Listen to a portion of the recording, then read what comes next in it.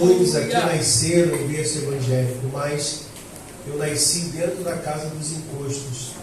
Eu fui ogã de candomblé por 13 anos. Minha mãe praticamente me entregou às entidades. E quando eu tinha 12 anos aproximadamente, eu levava um bode, do 7 Encruzilhada para pastar. E ele estava dando consulta. Você veja que ele estava incorporado, ele dava consulta com a mão dentro da brasa, para impressionar a pessoa. Porque Satanás, ele gosta de mostrar as figuras e imagens, para prender a pessoa. Aí você entende quando alguém diz assim, olha, você precisa raspar sua cabeça, senão você vai morrer. Você vê um camarada com a mão dentro da brasa, você pensa o quê? Não está brincando. E esse bode, pastor, ele fumava charuto. E a fumaça saía pelos ouvidos e pelo nariz dele. E ele ficava de duas patas assim, incorporado com essa entidade. E eu, 12 anos, fui levar o bode para pastar. O Gans, eu dormia, eu vivia na casa dos encostos, dos demônios. E esse manifestado lá, o pai de encosto, pai de santo, disse assim, olha, o 7 Encruzilhada falou para mim, larga o meu bode. De todos os meninos da casa, você é o único que não pode tocar no meu bode. Senão eu vou quebrar suas duas pernas, ele falou para mim. E eu larguei o bode e fui correndo falar com a minha mãe, por que ele disse isso para mim? Minha mãe disse assim, só obedece. Só obedece o que ele falou. Hoje eu sei por que ele disse isso. Eu já era o escolhido. Glória a Deus. Deus já havia me separado, porque quando eu nasci, no dia que eu nasci, foi no dia das mães. Não estava previsto eu nascer dia 11 de maio. Não era. Minha mãe estava passando com 2 quilos de carré debaixo do braço, perto de um campo de futebol. Veio a bola, pá, acertou a barriga dela, estourou a bolsa, me levaram para o hospital. E eu nasci no dia 11 de maio. Com 3 meses, eu tive paralisia infantil. Com 8 anos, eu tive meningite meningocócica tipo B alérgica. Fiquei 26 dias no fundão internado.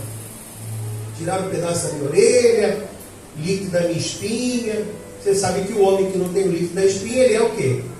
Estéril. Só que eu já sou pai, sou avô, porque... Só Deus pode fazer esses milagres. Só Deus pode fazer esses milagres. Então é muita história, irmãos. Eita Deus. Já fui morador de rua, já comi lixo, já revirei lixo. Já fui diretor administrativo da IBM e da ITIT aqui no Brasil. E eu era gago, hein, pastor? Eu era gago. Eu era um gago vendedor. Imagina você vender gago.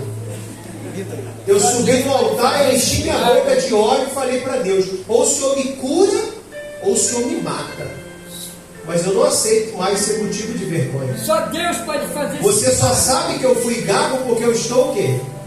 Falando. Porque você não percebe isso. Porque Deus faz tudo o quê? Perfeito.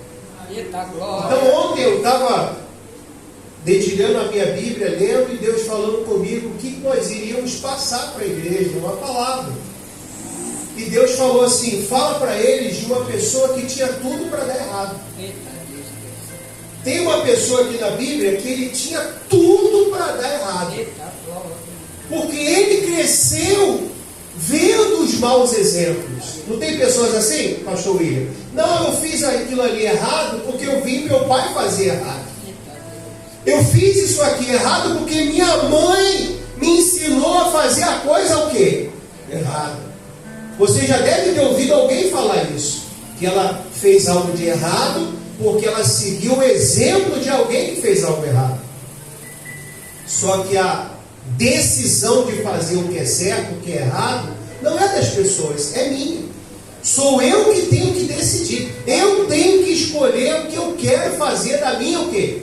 Da minha vida. Se você fizer o que é errado, é porque você quis fazer. Ninguém obriga a gente a fazer nada de errado. Não é verdade? Então, Ezequias, ele tinha tudo para dar o quê? Errado, porque ele era filho de Acais. O pai dele pior rei que existiu em Israel. Ele queimou os próprios o quê? Filhos. Ele sacrificava a outros deuses. Ele fez tudo para desagradar a Deus.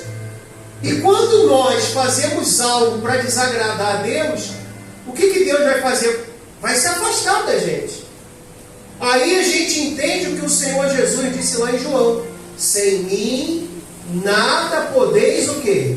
Fazer. Tem muita gente que está dentro da igreja, mas ela está desviada da presença de Deus. Ela tem a Bíblia, ela vem todo dia na igreja, ela vem aos domingos, mas ela está desviada. Ela não conhece mais a presença de Deus na vida dela. Ela não tem visto a luz de Deus nos caminhos dela, na família dela. E por quê? Porque ela tem a oportunidade de decidir o que é certo e o que é errado. Abra sua Bíblia aí em 2 Crônicas 29. 2 Crônicas 29. Pessoal, só assim eu queria pedir já perdão a vocês, que eu gosto de ir lendo versículo por versículo, tá bom? Eu não gosto de ler tudo não, eu gosto de ler um por um, explicar um por um, porque nós vamos ler aqui quatro coisas que o pai de Ezequias fez. 2 Crônicas 29. Pode colocar aí só o primeiro versículo, por favor, tá? Já está aí? Tá aí, ó. Para você que não tem a Bíblia, você pode acompanhar por aqui, tá bom? Diz assim: tinha Ezequias 25 anos de idade quando começou a reinar, e reinou 29 anos aonde? Em Jerusalém. Era o nome de sua mãe Abia, filho de Zacarias, e fez o que era reto aos olhos do Senhor, conforme tudo quanto fizera Davi, seu quê? Seu pai. Então Ezequias assume esse reino do pai dele, que morreu. Detalhe, nem com os reis de Israel o pai dele foi sepultado. Ele foi sepultado separado. De tão ruim, ninguém reclamou disso não. De tão ruim que o pai dele foi para Israel. Então, Ezequias assume esse reino. Vamos olhar com os olhos materiais. Então, esse reino não tinha exército, porque o pai de Senaqueribe veio, destruiu todo o exército de Israel. O reino não tinha exército, não tinha dinheiro, porque tudo foi saqueado. O povo foi levado cativo. Até o rei de Israel também venceu Acais e levou o povo cativo. Você que já leu sobre isso, você sabe que os anciões disseram assim: olha, se vocês entrarem com esses cativos, você vê, o irmão aprisionou o outro, o povo foi levado nu para Samaria. E os sacerdotes disseram assim: olha, se vocês entrarem com esses escravos aqui, que são seus irmãos, a ira do Senhor vai se levantar contra vocês. E quantas não são as vezes que nós mesmos, com as nossas atitudes, com o que nós fazemos, com o que nós somos, atraímos a ira de Deus para a nossa própria o quê? Vida.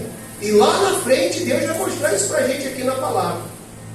Então Ezequias assume esse reino que não tinha exército, não tinha dinheiro, não tinha comida, o povo foi levado cativo, toda a estrutura da cidade foi destruída, os muros foram destruídos, não havia segurança. Então esse povo não tinha paz, não tinha segurança, não tinha dinheiro, eles não tinham mais família, não tinha exército para proteger esse reino, e Ezequias assume esse reino.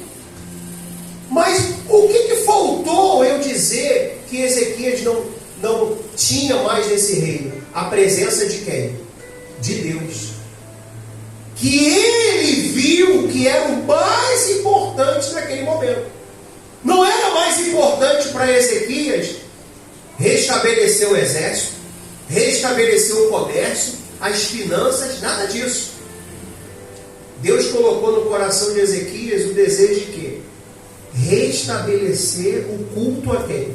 A ele. Aí vamos lá agora nos detalhes aonde nós vamos perceber as 4 coisas que o rei Acais fez que afastaram a presença de Deus de Jerusalém. Diz assim, no versículo 3: ele, no ano primeiro do seu reinado e no primeiro mês, vamos supor que o primeiro mês seja janeiro, nós estamos em quê? A Bíblia não fala qual é o mês. Tem lá teologia, a história vai dizer que começou a reinar no 6º mês, um exemplo, do 18º ano, do ano.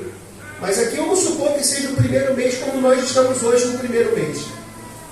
Então o que Ezequias faz? Ele assume esse reino e no primeiro mês abriu as portas da casa do Senhor e as reparou. Aleluia. Aí eu pergunto a você, como Deus vai entrar na vida de uma pessoa que tem fechado a porta para ele? Como Deus vai restaurar o casamento de uma pessoa que fechou a porta para ele? Como Deus vai sarar as feridas de uma pessoa que tem as portas fechadas para ele? Como Deus vai mudar a tua vida financeira se a tua porta para ele está o quê? Fechada. Não tem como. Você vai bater. Você já foi na casa de alguém? Você bateu na porta, ô João! E a pessoa não o quê?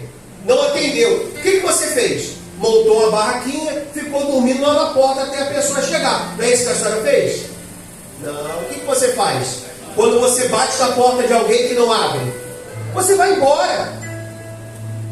E o que Deus fez de Jerusalém?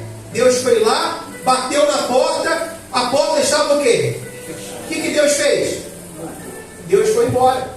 E se Deus vai embora, como fica a vida de uma pessoa que não tem a presença de Deus?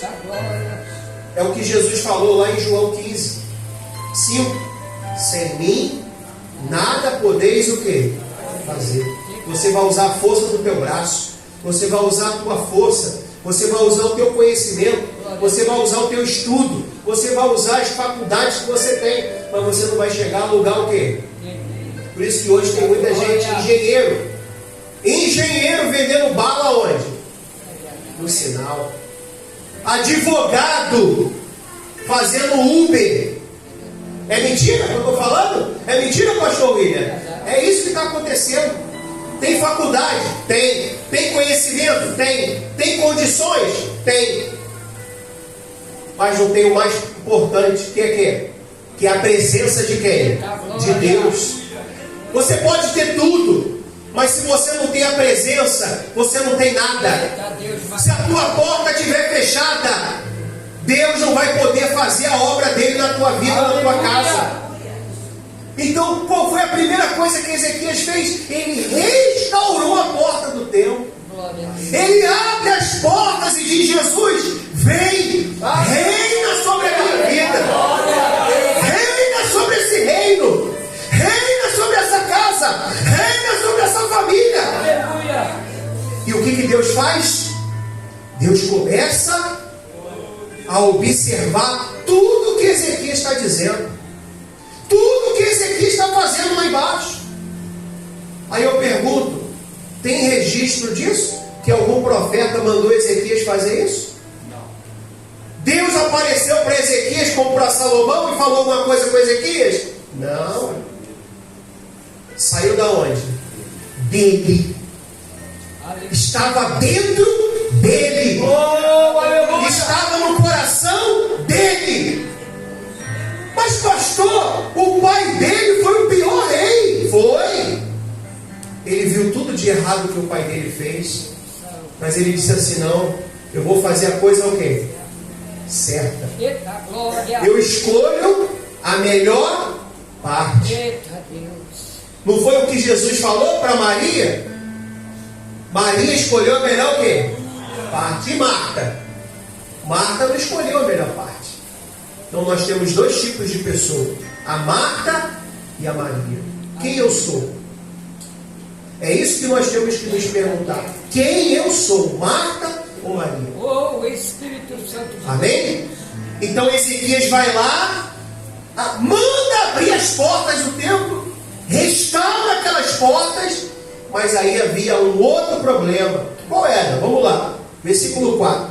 E trouxe os sacerdotes e os levitas, e os ajuntou na praça o quê? Oriental. E lhes disse: ouve-me, ó levitas, santificai-vos agora, e santificai a casa de quem? Deus de vossos pais, e tirai do santuário o quê?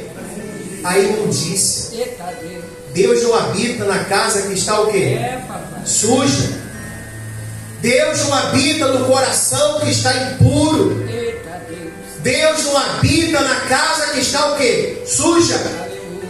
Primeiro, para Deus habitar, a sujeira tem que o quê? Tem que sair. Mas infelizmente tem gente que não quer tirar a imundície. Ela quer a presença, mas não quer o processo. Para Deus fazer a obra, primeiro você tem que passar pelo quê? Pelo processo. Jogar fora tudo que está desagradando a quem? A Deus. E não vai ser o pastor que vai te falar, porque pastor nenhum falou com Ezequias isso. Algum profeta, alguém falou para Ezequias purificar o templo? Essa não é a função do rei. O rei não está lá para isso. Isso é delegado ao sumo sacerdote. Mas Ezequias, ele resolveu. E você e eu, nós temos que resolver. Eu vou resolver hoje abrir as portas do meu coração para o meu Senhor. Eu resolvo hoje tirar de mim toda a imundície. E às vezes a imundície é algo que a gente guarda dentro da gente que está desagradando a Deus. Glória a Deus. Quem vai dizer para mim o que é? Ninguém sabe, só eu que sei. Sou eu que tenho que fazer. Amém? Amém. Aí vamos lá, para a gente acabar cedo, antes de 10 horas.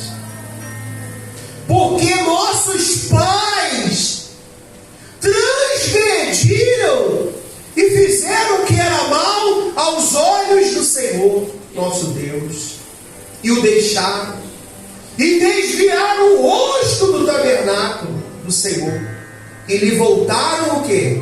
As costas. Então uma pessoa que fechou a porta para Deus, que tem dentro de si imundícias, e ainda virou as costas para quem? Como é que Deus vai se manifestar nessa pessoa? É um miserável. É um miserável. É isso aí. Não é o que diz lá em Apocalipse? Pobre, cego e o quê? E nu. Pobre, cego e nu. Então, olha o que eles fizeram. Ainda tem a outra ainda. A quarta coisa. Já falamos 3. Fecharam as portas. Deus não podia entrar. Colocaram a imundície dentro do templo. E viraram as costas para quem? Para Deus. A quarta coisa, versículo 7. Também fecharam as portas do alpendre. Apagaram o quê? As lâmpadas. Aí, ó. Imagina você na estrada dirigindo, sem farol. Vai bater. Vai conseguir dirigir? Pega a estrada de Campos, vai lá sem farol para você ver de noite. Não consegue não. Você não consegue ver com farol já é difícil dirigir lá. Quem já dirigiu na estrada para Campos? Olha, perigoso. Lá, pessoal, lá, você está bem na tua mão assim, tranquilo. Daqui a pouco você vê aquele clarão vindo pelo acostamento. É a carreta, cegonha, passando os caminhãozinhos de tijolo. Quem já passou por um apuro desse? Ou você joga no acostamento, ela vai passar por cima de você. Quantas vezes eu e a Cátia vindo de Campos? 2 da manhã, 3 da manhã. Às vezes saia de lá 2 da manhã para vir para Barra Mansa, levar fita para programa de TV. E quantas vezes, quantos livramentos Deus deu a gente disso aí. Então dirigir sem farol é a mesma coisa de você caminhar para a morte. Então esse povo, esse rei Acais, fechou as portas, encheu o templo de imundícias, virou as costas para Deus e ainda apagou as lâmpadas. O Espírito Santo se afastou daquele povo. Então, qual é o relatório que temos dessa igreja? Qual é o relatório que eu tenho dessa pessoa?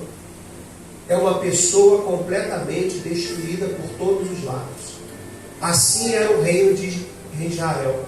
Assim foi o reino que Ezequias assume. E aí ele começa a trabalhar.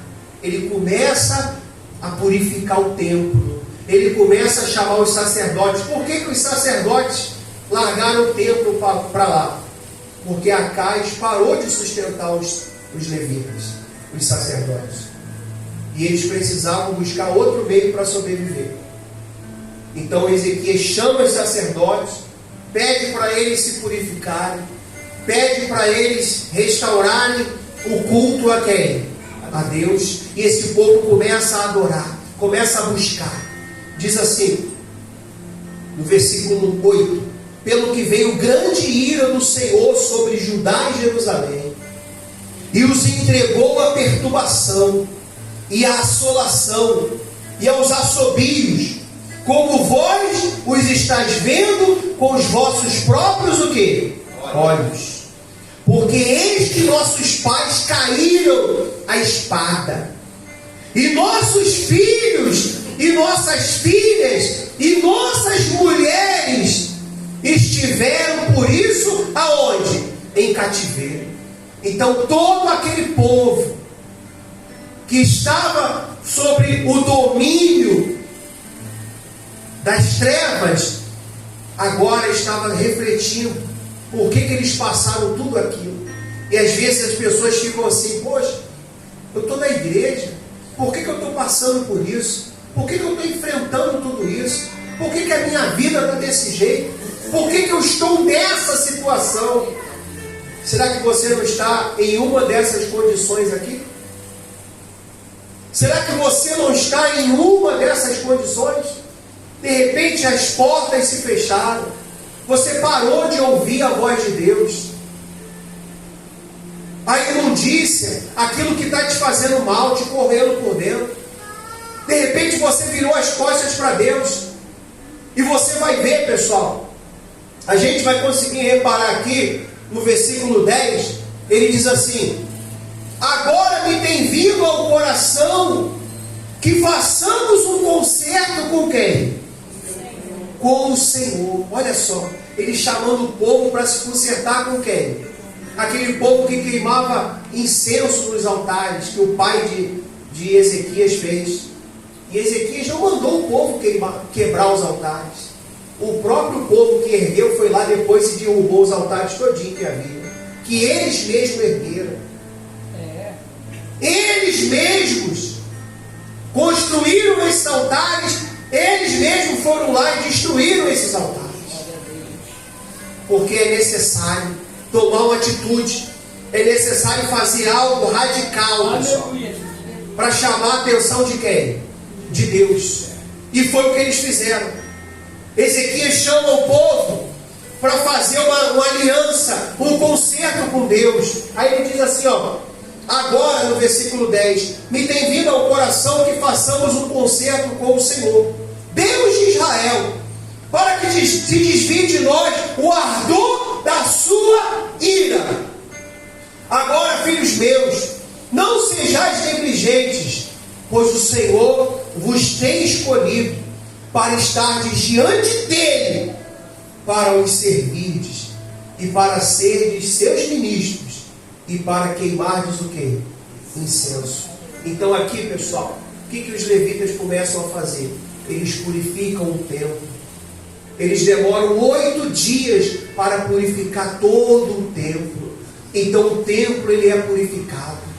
O templo, aqui nós imaginamos uma igreja, mas aqui a palavra, o Espírito Santo está dizendo que esse templo sou eu. Aponta para cima, para você, diga: esse templo sou eu. Aleluia. Não é verdade? Porque está escrito: se confessares os vossos pecados, o Senhor é fiel e justo para vos perdoar. Aleluia. É só você confessar o seu pecado. É você reconhecer o seu erro. É você dizer: Senhor, eu preciso mudar. Eu aceito que eu errei até o dia de hoje, mas a partir de hoje eu vou seguir um outro rumo. Eu quero seguir um outro caminho. Eu quero seguir uma nova direção para a minha vida. E foi isso que Ezequias levou esse povo a fazer. E aí eles começam a adorar a Deus. Ezequias, para o segundo mês do seu reinado, ele marca a festa da Páscoa. Ele manda os mensageiros das cidades, o povo zomba dos mensageiros. Você que já leu sobre isso, você sabe o que eu estou falando. Mas algumas cidades aderem ao chamado de Ezequias. E o povo traz ofertas, traz sacrifícios, ovelhas, eles fazem a festa da Páscoa. O povo se reconcilia com o Senhor. Eu não vou ler tudo porque senão a gente vai estender muito essa pregação. Mas o povo se conserta com Deus.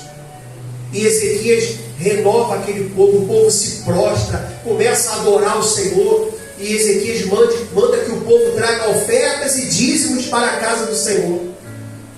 E eles trazem tanta oferta, um povo que não tinha nada. Um povo que estava falido, destruído. Um povo que era escravo. Agora tem tanta oferta para dar que se formaram o quê? Montões de oferta. Quando o rei chega lá, o que é isso tudo aí? Imagina um montão de oferta.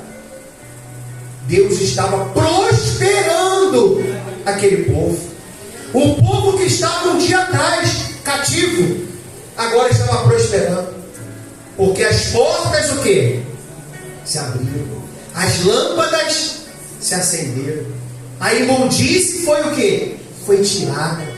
E eles agora não voltavam mais as costas. Eles se prostravam e o quê? E adoravam. Aleluia! Amém? E aí, o que acontece? Com a nossa prosperidade, com a nossa alegria, com a nossa felicidade, com a nossa vida abençoada, quem sempre aparece? Para atrapalhar? O Satanás. Ele não pode ficar de fora. Aí vem Senaqueribe. Não vou nem entrar lá em Jerusalém, porque eles não têm exército. Para que eu vou entrar lá? Vou só cercar a cidade. Então Senaqueribe vai, cerca a cidade. Senaqueribe cercou a cidade. Ah, meu Deus do céu. Senaqueribe cercou a cidade, falando: vou entrar porque não tem homem lá dentro. Tinha homem lá dentro, pessoal? Tinha, mas eram poucos. A maioria das mulheres ficaram o quê? Hein, gente? Se o marido morreu, a mulher está o quê? Está viúva. Diz os papiros, estudos, que eram 4 mulheres para cada um homem.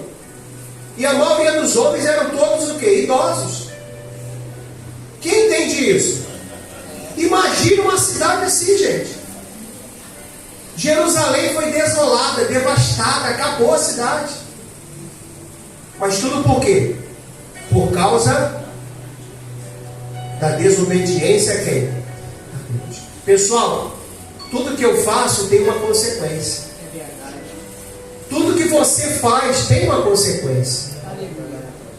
Por isso que às vezes a gente tem que pensar bem o que nós vamos o quê? Vamos fazer. Então o que Senaqueribe faz? Ele vai lá, ele sitiou a cidade, ele cercou a cidade e disse assim: olha, a gente já derrotou todo mundo. Todas as cidades aqui ao redor, a gente já varreu todo mundo já morreu já. Tudo aqui é nosso. Só falta o quê? Vocês agora. Só falta Jerusalém. Só falta vocês. E eu vim para acabar com vocês. Por quê? Ezequias, depois que ele começou a adorar o Senhor, ele viu que o Senhor voltou. Ele falou: não vou pagar mais tributo para Senaqueribe não. Ele parou de dar o dinheiro lá para o Senaqueribe. Politicamente, ele bateu de frente. É ou não é verdade? Politicamente, Ezequias fez o que era errado. Politicamente. Mas espiritualmente, ele fez o que era o quê? Certo. Porque agora ele tem quem? O Senhor dos Exércitos. O Todo-Poderoso estava onde? Com ele. Quem aqui você crê que o Todo-Poderoso sua vida? Eu também creio. E foi isso que Ezequias fez. E qual foi o maior erro de Ezequias, de Senaqueribe?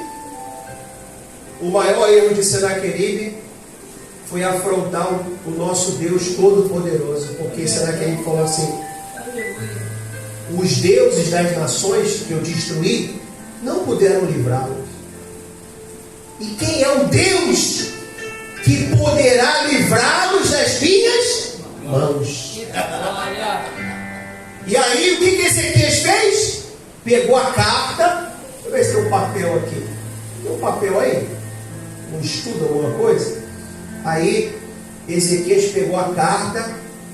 Foi ele e o profeta Isaías lá. Ó Senhor, isso aqui é tudo que Senaqueribe está falando do Senhor lá, ó. Falando que vai arrebentar com a gente, mas quem está entendendo? Aí Deus foi. Como é que é? Que o nosso Deus, ele é o quê? Ele é poderoso. Eita Deus maravilhoso. É o Deus que abre o mar vermelho. Eita glória. É o Deus que faz cair fogo da onde? Ah, ele entra na batalha, não é para perder não. Aí Deus, como é que é? Ele falou isso aí? Só um só. Vai lá. Deus mandou o que, gente? Um anjo. Eu acho que é 32:20. Não sei se é 32:20. Deixa eu ver aqui. 32:20. Aí diz assim, no 21. Então o Senhor enviou um anjo. Ele enviou. Quem achou na Bíblia desse, pastor?